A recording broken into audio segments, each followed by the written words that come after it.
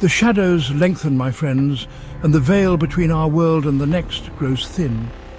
Gather close, you intrepid seekers of the strange and unusual, for tonight we embark on a journey into the heart of fear itself. Ghosts, spirits, apparitions. For centuries, mankind has been haunted by the unseen, the unexplained, and the utterly terrifying. From haunted mansions to spectral ocean liners, we will explore stories that have chilled hearts for generations. Dare you watch till the end? Our first haunting tale takes us to the windswept shores of Norfolk, England, to a grand estate burdened by a tragic past. Raynham Hall, a magnificent manor house steeped in centuries of history, stands as a silent witness to the restless spirit that roams its corridors.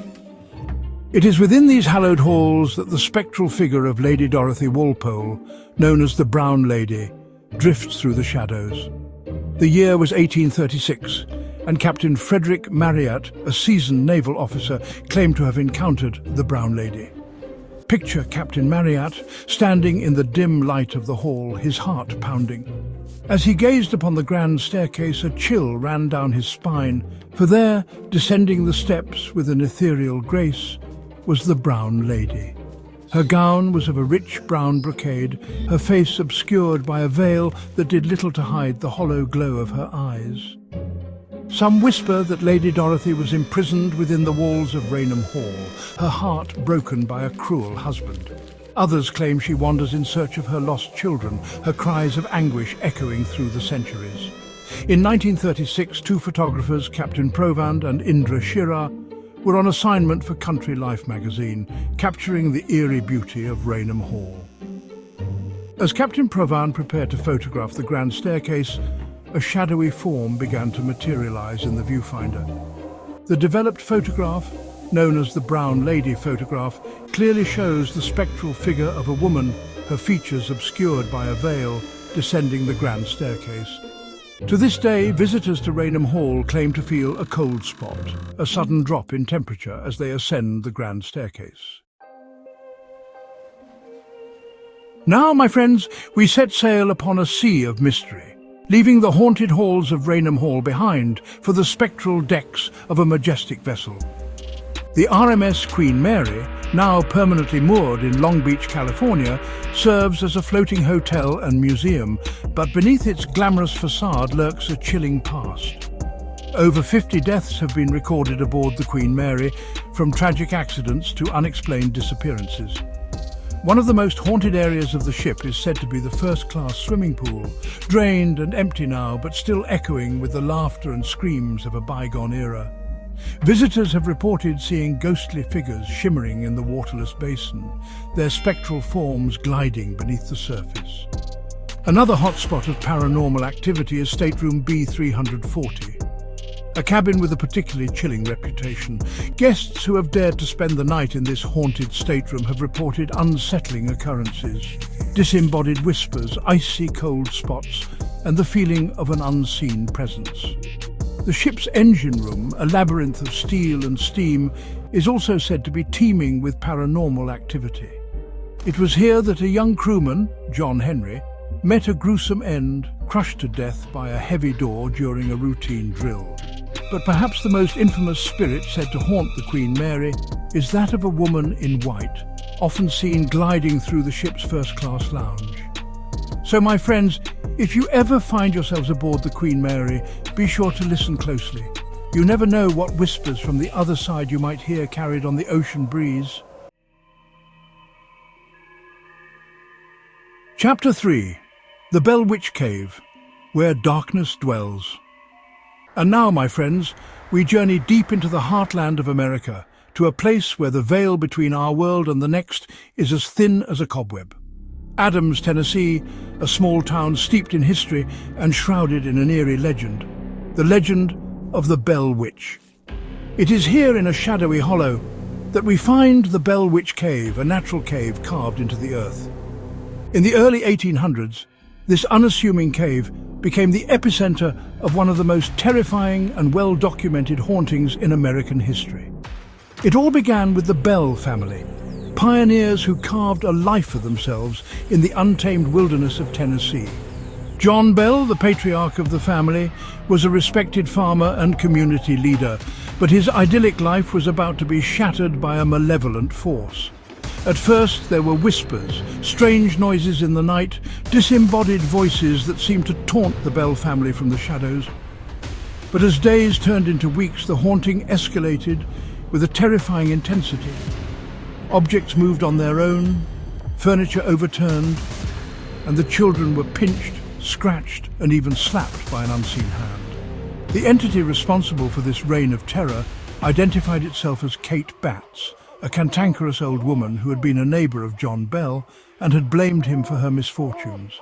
The Bell Witch, as the entity came to be known, was relentless in its torment of the Bell family. It would speak in different voices, sometimes a guttural growl, other times a high-pitched whine, and it seemed to delight in causing chaos and misery. John Bell, once a robust and healthy man, began to waste away under the strain of the haunting, his health deteriorating with each passing day. The Bell Witch became a national sensation, attracting curiosity seekers and paranormal investigators from far and wide. Even Andrew Jackson, the 7th President of the United States, paid a visit to the Bell farm, hoping to witness the phenomena firsthand. Legend has it that as Jackson's carriage approached the farm, it suddenly ground to a halt, the horses whinnying and rearing in fear. A disembodied voice, believed to be that of the Bell Witch, could be heard cackling from the nearby woods, warning Jackson to turn back. The torment continued for years, culminating in the tragic death of John Bell, who succumbed to a mysterious illness that many believed was caused by the witch's curse. The Bell Witch Cave remains a place of pilgrimage for paranormal enthusiasts, drawn to its dark history and the lingering sense of unease that pervades the air.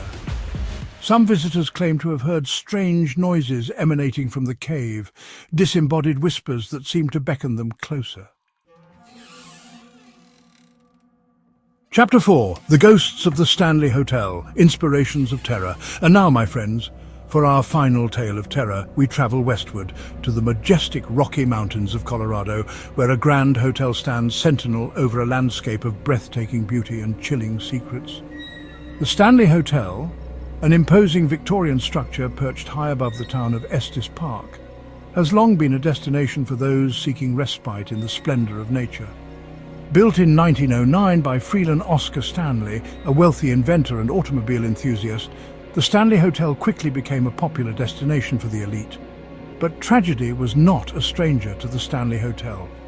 In the early days of the hotel, a young chambermaid named Elizabeth Wilson was struck by lightning while working during a thunderstorm.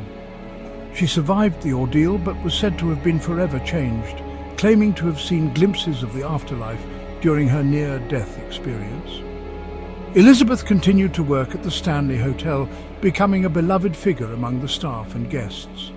To this day, Elizabeth, affectionately known as Flora by the staff, is said to roam the halls of the Stanley Hotel, her spectral presence a comforting one. But not all of the Stanley Hotel's permanent residents are as benevolent as Flora. Room 217 in particular has gained a notorious reputation for paranormal activity. It was in this very room in 1974 that Stephen King and his wife Tabitha spent a night that would forever change his life. The Kings were the only guests at the hotel that night, the vast and empty building casting an eerie spell over the couple. As Stephen King lay in bed, his mind racing with writerly inspiration, he had a vivid dream, a nightmare that would become the seed for his chilling novel, The Shining. Guests have reported a myriad of strange occurrences, from disembodied voices and phantom footsteps to flickering lights and the feeling of being watched by unseen eyes. The Stanley Hotel's concert hall is another hotbed of paranormal activity. It is here that guests and staff have reported seeing shadowy figures moving across the stage, hearing phantom applause and feeling a sudden chill.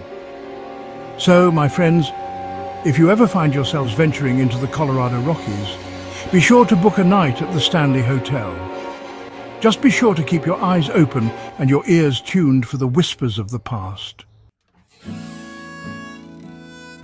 As the last embers of our flickering candle fade into darkness, we find ourselves at the crossroads between the known and the unknown. Are these ghosts real or merely figments of our imagination? Perhaps the truth lies somewhere in between. Until next time, when we delve once more into the mysteries of the unknown, sleep well and pleasant dreams.